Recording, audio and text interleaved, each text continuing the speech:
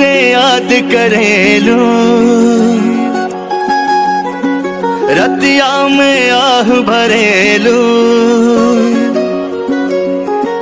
बोला कैसे याद करेलू, रतिया में आह भरेलू।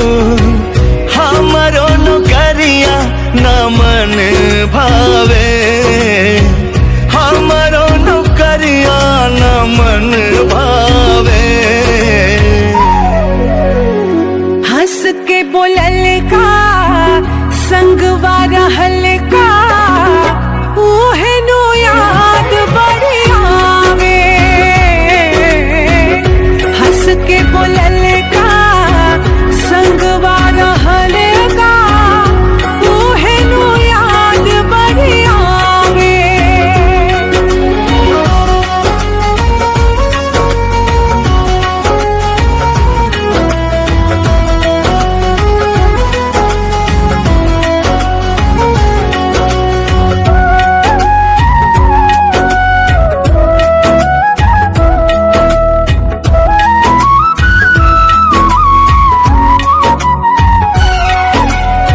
सोच सोच बतिया आधी आधी रतिया, नींद न आवे बस रोईला।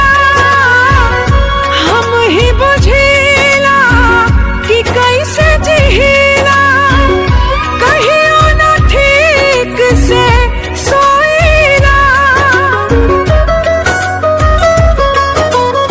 हमरो हाल सुनाए धानी, बाटे तोहरा लेखा हो। तोहर ध्यान में डूबल राही, कर नयन देखा हो। हर पल मन तोहरे पधावे। शर्ट तोहर ललका धनी हो कहल का, ओहे नो याद बड़ी आवे। हंस के बोलल का संगवा रहल का, ओहे नो याद बड़ी आवे।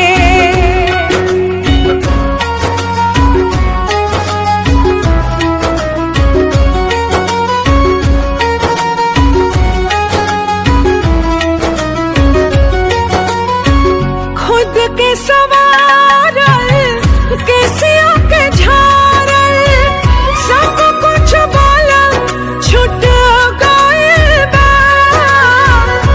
मनु मधुरिया सहाला ना दूरिया, तोहरा से दिल टूट गइल बा।